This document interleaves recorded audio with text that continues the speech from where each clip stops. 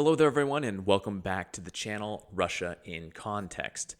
As the year comes to an end, it's only natural to look back on what we've done and accomplished, what changes we've seen, both good and bad. And while it's vital for all of us to do some personal reflection in the latter half of December, that's not the point of this video. No, I felt it might be nice to do a series of videos reviewing all of the things that happened in Russia over the course of 2023. There's a lot to talk about, obviously, and I'm not about to attempt an H-bomber guy length video, so I'll be doing this in sections to make it easier to digest. In this first video, let's examine some of the work undertaken this last year by the Государственная Дума, or Gosduma, or in English, the State Duma, the lower chamber of the Russian Federation's legislative branch of government, something like the House of Representatives in the United States, and Soviet Federatsiya, or Savfed for short, the Federation Council, Russia's equivalent to the Senate. Quick aside, I use the word Duma a lot as shorthand for the entire legislative branch, so if you hear me say that moving forward, just interpret it as such. Anyway, I'll do my best to recount as many of the new and notable laws that were passed this year as I can, but I have to point out that 500 laws were passed in the first half of the year alone. So even highlighting just the biggest and most important ones is a task I'm going to break into 2 or maybe even 3 videos, so be forewarned. All right, enough dawdling, let's get to it. Let's start with the laws that most would agree are signs of positive change, the ones that wouldn't be met with resistance in most countries. First off were some changes to the prison system. All convicts and people who now go through the court system will be required to submit genetic material to a database for identifying criminals, though people can have themselves removed from said database after serving their sentence and being rehabilitated, or, much less likely, being found not guilty. This database seems all the more forward-thinking, what with the government handing out pardons like bite-sized candies at Halloween this last year or so. People that do sit out their sentences will now benefit from probation and rehabilitation programs aimed at reintegrating people into society and decreasing recidivism. Programs that I was equally shocked and not at all surprised to learn that they did not exist prior.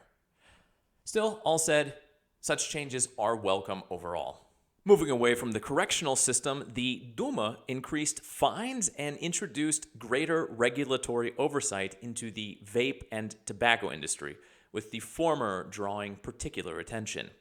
Now, I'm not sure how it stands in Europe and in the United States currently, but the number of minors walking around with their vapes, especially here in Moscow, has exploded over the last few years, and it evidently has not gone unnoticed by the powers that be. So, good on them for taking steps in an attempt to curb the situation.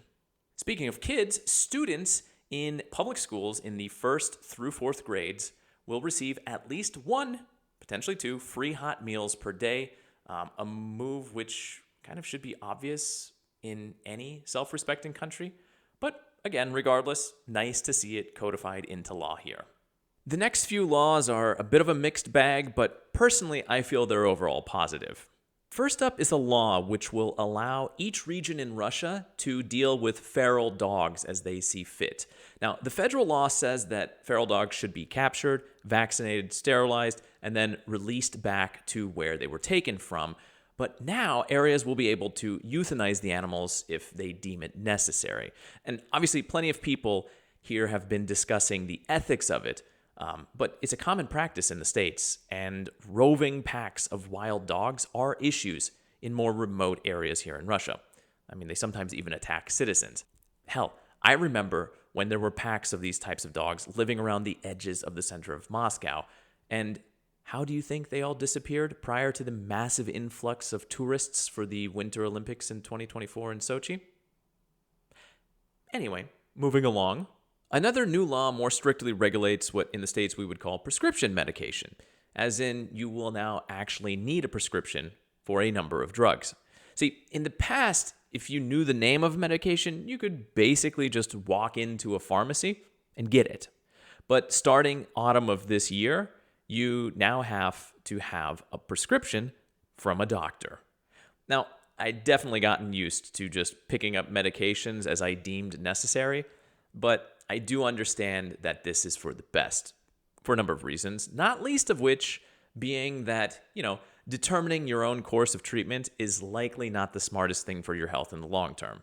Next, there are some restrictions on taxi drivers, namely that they can now only work a maximum of 40 hours per week and they can't work more than 10 hours at a time. The second half is good for safety on the road, obviously, but the first part is definitely going to cut into drivers' earnings and cause potential financial difficulties for them. Plus, there's supposedly a lack of taxi drivers happening right now in the country, so either this new measure caused the situation or more likely will just further exacerbate it. Lastly, in terms of new laws that the vast majority of Russians are in favor of, is an additional tax on high company profits. Anything over 1 billion rubles in profits, which is about 11 million US dollars, gets hit with an additional 10% tax. Now, unfortunately, this is only a one-time deal, so it won't be repeated in following years, and it's pretty much all being used to stoke the war machine, and exemptions were made for major industries like petroleum and coal, so maybe it's not all that great on second thought. Well, this is probably as good a point as any to transition over to laws more connected to money and economics, which I suppose are also positive ones. There were pay bumps in basically all government-based incomes, which account for a third of all of Russians. Pensions were raised by 3.3% on the heels of a late 2022 increase of around 10%, but if you ask most pensioners, these gains were just not enough to begin with, and then inflation made the situation even worse. The government's power structures, the military, the police, the apparatus, they all got a bump to salary in line with projected inflation to keep them all in that loyal camp, and payments to mothers were similarly increased. Maybe in a vain attempt to monetarily motivate people to fill the growing demographic abyss that the country's leadership finds itself staring into. As I mentioned, though, inflation ate away at most of those increases, and for everyone else, they simply saw their purchasing power dissipate by 10% or more. The bank sector saw slightly more oversight added in the form of a law which requires a more serious vetting process when approving loans, especially among those considered high risk, people who have taken out loans and maybe not paid them back in the past. However, even with this step taken, total loans are at an all-time high, a situation which likely prompted the law in the first place. And this is all largely because a sizable portion of the population can't afford necessities otherwise. In order to pay for these new payments and to keep the military churning along contentedly, new taxes were in order. Now, I mentioned the one-time payment on large businesses earlier this year, but the Russian government also went after savings accounts. For anyone with over 85,000 rubles, which is about $900, in their savings account, they'll now pay 8.5% on that excess.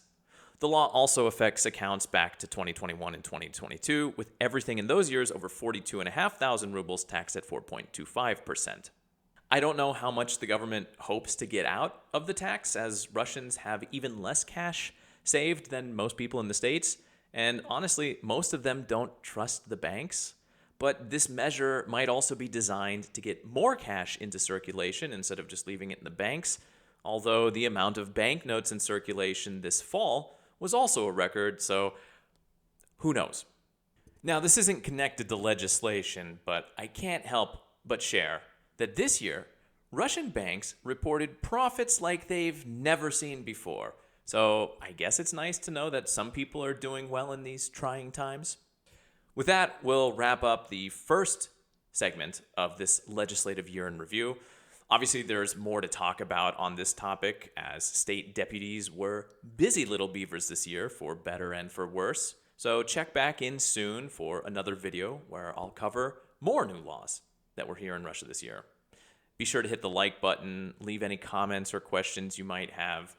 The usual YouTube stuff, you know how this works. For now, though, this has been Russia in Context. Thanks for watching.